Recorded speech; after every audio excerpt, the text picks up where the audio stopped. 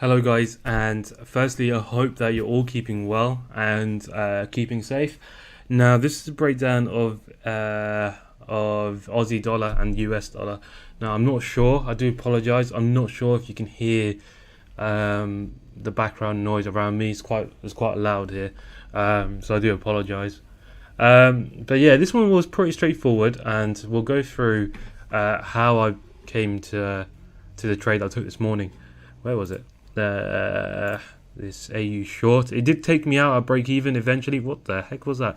It did take me out at break even eventually, but I closed 5R and then it took me out. So I took partials. Yeah, this one here.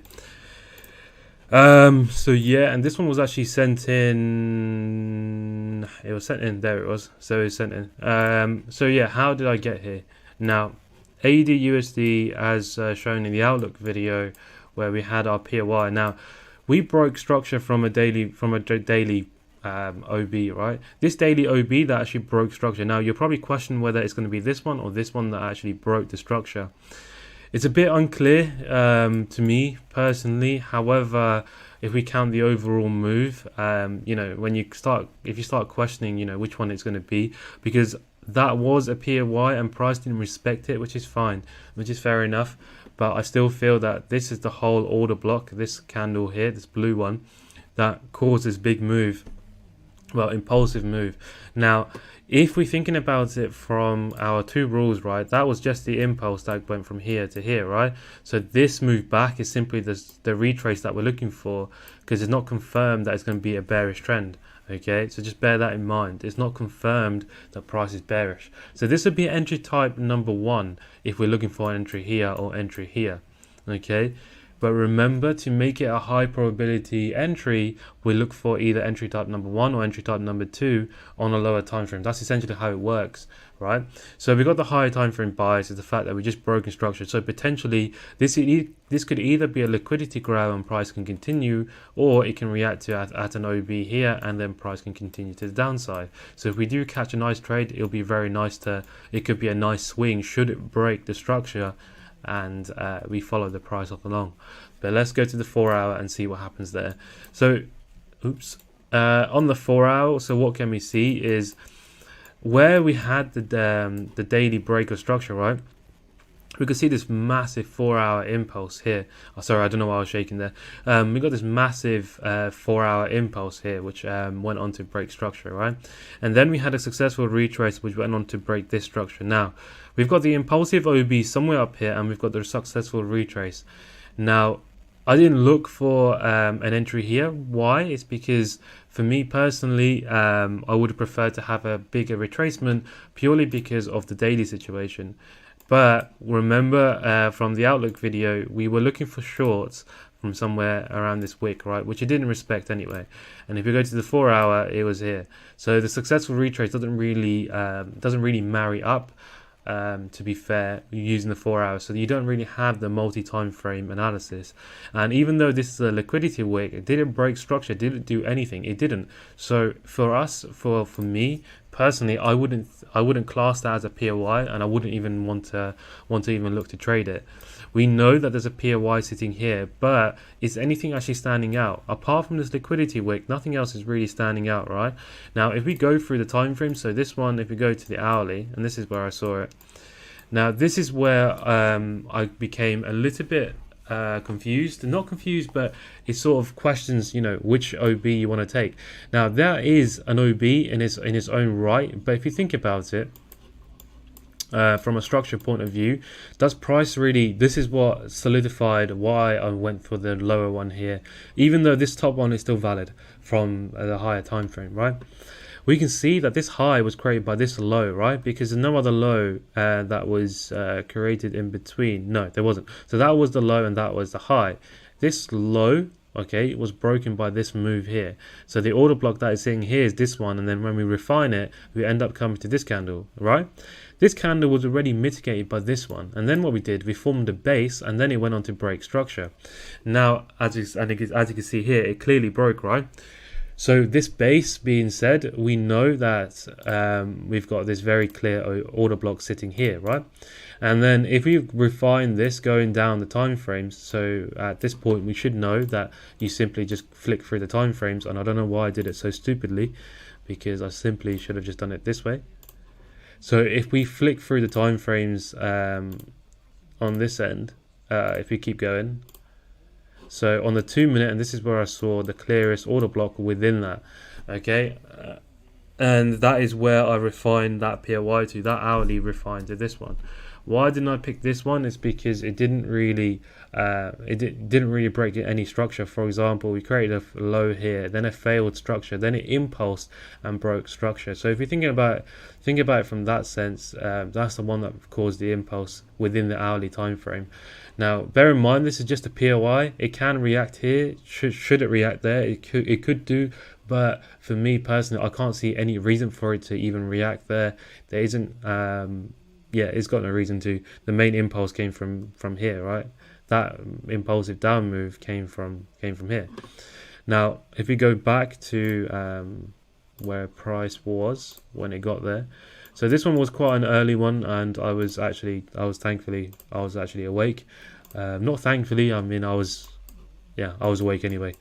But generally, I wouldn't take this trade purely because in terms of timing, it's not my normal time. I'm awake that early, but I'm not active on the charts at that point. So here at this point, I'm sleeping, and I think I woke up at like half 3 or 4 yesterday. Couldn't really sleep, to be fair. But if we see what's happening here, we've got this impulsive move, okay.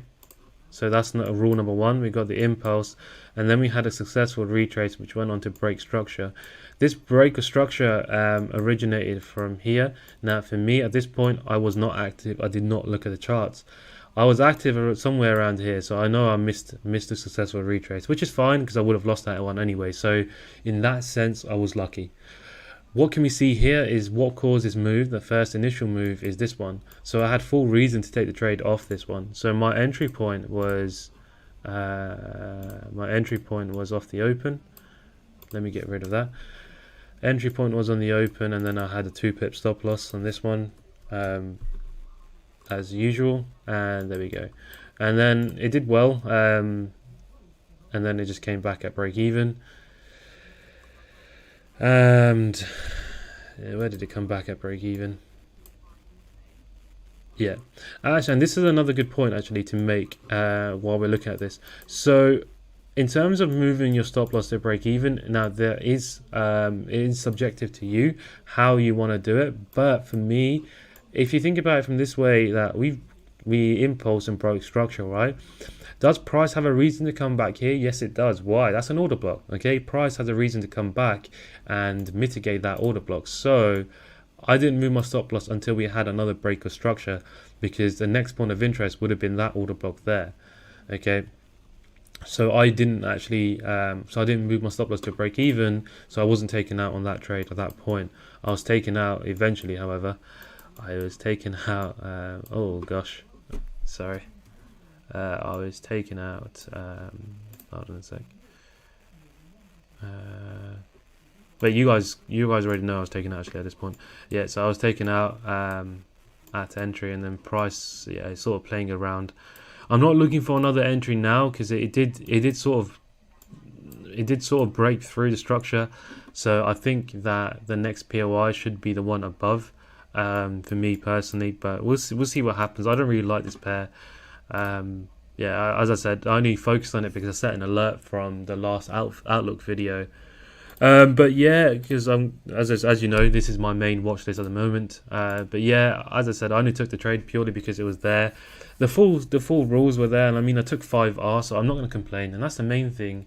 Even for me, like you've seen some of the trades I've taken, some of the RR that I achieve, and I'm happy with 5R. You have to humble yourself sometimes and accept the fact that you're not always going to get like a massive trade. So just bear that in mind. But yeah, overall, it was a pretty simple move. There wasn't really a lot to it. It's just understanding I think the only complication was understanding the daily structure, what actually caused the break. The move did originate from here, but because of this liquidity wick, it was a PY in its own. But it didn't really marry up on the 4 hour anyway. But yeah, ideally, this is the first point of call that I will look at. But price violated it anyway, and then I was looking for shorts. Now, the main thing that I want to get clouded by is if I'm looking for shorts at this point, I could be missing the whole picture, because bear in mind, price is still bullish, right? So price can just fly through, and as I said, this can be a liquidity grab. So always be open to the fact that you could be looking for buys. However, at this point, I was looking for sales purely because of the bearish break, and I wanted to see if we can get a trade in, and I missed a buy anyway. Whether there was a buy or not, I don't know. There must have been somewhere. Where did that react to? Yeah, I mean, they probably would have buy somewhere here, which I didn't see. As I said, I don't even look at this pair anymore. But yeah, there was an order block here. Whether you'd have picked that, is that actually? It's not really an order block. I assume there's something there on the daily. Is there? Yeah, I mean, the start of this impulsive move came from this. That was the order block. Yeah, I mean, it makes sense why it moved bullish from there. I didn't look for a buy. I wasn't looking at the trade. But yeah, as I said, price can just continue to the upside, and we don't know. Okay, we won't know if price is going to be bullish or bearish at this point. We just have to follow structure. Okay, so this is entry type number 1 on the daily time frame. Just bear that in mind.